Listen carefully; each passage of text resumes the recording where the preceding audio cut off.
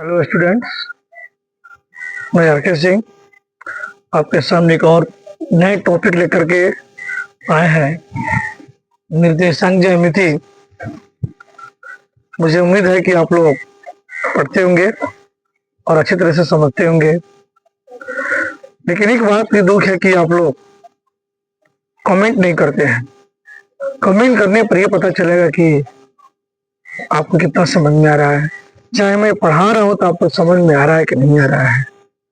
कृपया आप लोग कमेंट कीजिए ताकि कमेंट के जरिए हमें कुछ आप लोग से मतलब सूचना मुझे प्राप्त होते रहे।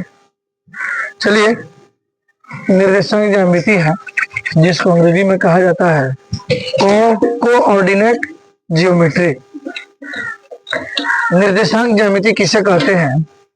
निर्देशांक ज्यामिति या नियामक ज्यामिति गणित की वह शाखा है जिसमें ज्यामिति का अध्ययन बीजगणित के माध्यम से किया जाता है। परिभाषा है आपका, निर्देशांक ज्यामिति कहिए या नियामक ज्यामिति गणित की वह शाखा है जिसमें ज्यामिति का अध्ययन बीजगणित के माध्यम से किया जाता है। एक बात ध्यान देंगे, किस बिंदु की यहाँ ध्यान देंगे आप लोग, मार्कर यहाँ पे है। यह जो है निर्देशांक ज्यामिति एक्स अक्ष और वाई अक्ष से बनता है। जो ऐसे दिया हुआ रहता है, जैसे कि हम लोग कहते हैं बेड़िया कहते हैं, देहात में हम लोग कहते हैं बेड़िया, और जो ऊर्ध्वाधर है उसको कहते हैं खाड़ा यानी खड़िया। ये जो इसको जो है ना, इस अक्ष को हम लोग कहेंगे एक्स अक्ष या क्षैतिज अक्ष, या जो बिल्कुल खड़ा है उसको हम लोग कहेंगे वाई अक्ष या ऊर्ध्वाधर अक्ष। ये जिस मतलब तल पर बनता है, जिस तल में बनता है, चाहे वह बोर्ड हो या किसी भी समतल फर्श पर जब ये बने इस प्रकार का, तो हम लोग कहते हैं कार्तीय तल कहते हैं, उसे कार्तीय तल कहते हैं। कार्तीय तल में एक्स अक्ष और वाई अक्ष जो है एक दूसरे को जब काटता है, जहां पर एक दूसरे को लंबवत रूप से काटते हैं, यहाँ पर जहां पर काटता है इसको हम लोग कहते हैं मूल बिंदु कहते हैं, जिसको अंग्रेजी में हम लोग ओरिजिन कहते हैं। मूल बिंदु का निर्देशांक हमेशा 0 0 होता है और इसको ओ से हम लोग सूचित करते हैं। अब ध्यान देंगे हम लोग एक अक्ष पर जहां पर ये कटता है, जहां पर ये कटता है, समझ लीजिए, गौर से समझेंगे ये।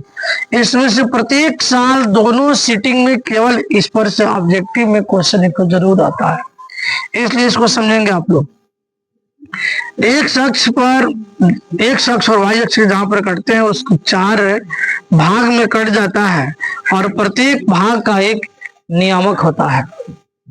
ध्यान देंगे एक अक्ष पर मूल बिंदु से दाहिने तरफ जो रहता है वह धनात्मक के रूप में रहता है। एक वही जो है मूल बिंदु से ऊपर की तरफ वाई अक्ष ऋणात्मक धनात्मक होता है। स्टूडेंट ऋणात्मक दे दिए, धनात्मक होता है, और नीचे की तरफ ऋणात्मक होता है। और ये भी गलती से लिखा गया है, मूल बिंदु से बाएं तरफ ये हमारा ऋणात्मक होता है।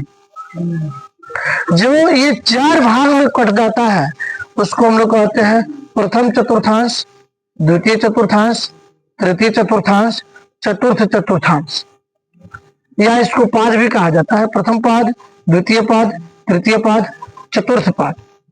अब इसमें गौर से समझेंगे। यहाँ आइए, पहले हम छोटा कोष्टक दे देते हैं, इस पर गौर से समझेंगे इसको, क्योंकि इस पर आधारित ऑब्जेक्टिव क्वेश्चन दोनों सेटिंग में हमारे बिहार बोर्ड में क्वेश्चन रहता है।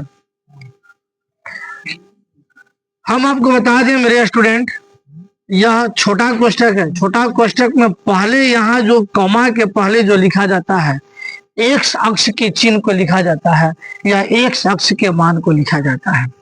तो ये दोनों में देखिए, यहाँ एक्स अक्ष और वाई अक्ष है, दोनों के बीच में ये जो मतलब प्रथम चतुर्थांश प्राप्त हुआ है, तो सबसे पहले इसमें हम एक्स अक्ष का चिन्ह लिखेंगे, तब उसके बाद वाई अक्ष का चिन्ह लिखेंगे, यानी प्लस प्लस हो जाएगा। इसलिए उसी तरह द्वितीय चतुर्थांश में हम जब आ जाएंगे, यहाँ पर भी एक्स अक्ष का पहले चिन्ह लिखाएगा, तब उसके बाद वाई अक्ष के चिन्ह लिखाएगा। फिर उसी तरह इसमें आ जाएंगे, तृतीय चतुर्थांश में आ जाएंगे तो पहले एक्स अक्ष के चिन्ह को लिखा जाता है, तब उसके बाद वाई अक्ष के चिन्ह को लिखा जाता है। फिर चतुर्थ चतुर्थांश में आ जाएंगे हम लोग तो एक्स अक्ष के चिन्ह को लिखा जाता है और उसके बाद वाई अक्ष के चिन्ह को लिखा जाता है। इसको हमेशा याद रखिएगा। परीक्षा में कभी कभी पूछ देता है कि 4 और -5 किस चतुर्थांश में स्थित है। डियर स्टूडेंट, तो आप इसको समझेंगे, आप जो डिजिट दिया है यहाँ पर धनात्मक और ऋणात्मक में जो चिन्ह दिया है, मतलब अंक जो दिया है 4 और 5 को भूल जाइए। समझिए हमें और आपके सामने चिन्ह दिखाई दे रहा है, एक प्लस है एक माइनस है।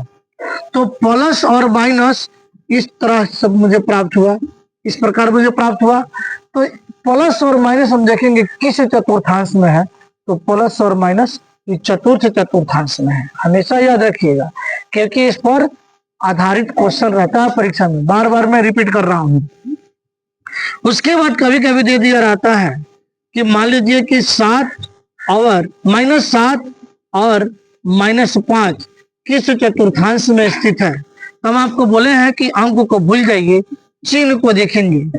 तो चिन्ह माइनस और माइनस मुझे प्राप्त हुआ, तो माइनस और माइनस देखेंगे किस चतुर्थांश में है, तो माइनस और माइनस तृतीय चतुर्थांश में है। इसका जवाब हो जाएगा तृतीय चतुर्थांश। उसी तरह आ जाएंगे हम लोग, अगर दिया रहेगा 5, कोई भी अंक रहेगा 5 है, आप 3 दिया रहेगा, ये दोनों देखेंगे प्लस प्लस है, तो प्लस और प्लस किस चतुर्थांश में आता है, तो प्लस और प्लस हमारा प्रथम चतुर्थांश में आ जाता है। उसी टाइप के आपका मान लीजिए कि यहाँ पर -6 है और +6 है, तो हमें चिन्ह क्या प्राप्त हुआ, माइनस और प्लस। माइनस और प्लस किस चतुर्थांश में रहता है, द्वितीय चतुर्थांश में रहता है। हमेशा इसको याद रखिएगा, क्योंकि इस पर आधारित परीक्षा में रहता है क्वेश्चन। अब आइए यहाँ समझे हम लोग बोर्ड पर, इसको तो मैं आपको समझा दिया है। और देखिए किसी बिंदु की वाई अक्ष से दूरी, वाई अक्ष से दूरी मतलब वाई अक्ष से दूरी उस बिंदु का एक्स निर्देशांक या भुज कहलाती है, अर्थात एक्स अक्ष को हम लोग भुज कहते हैं।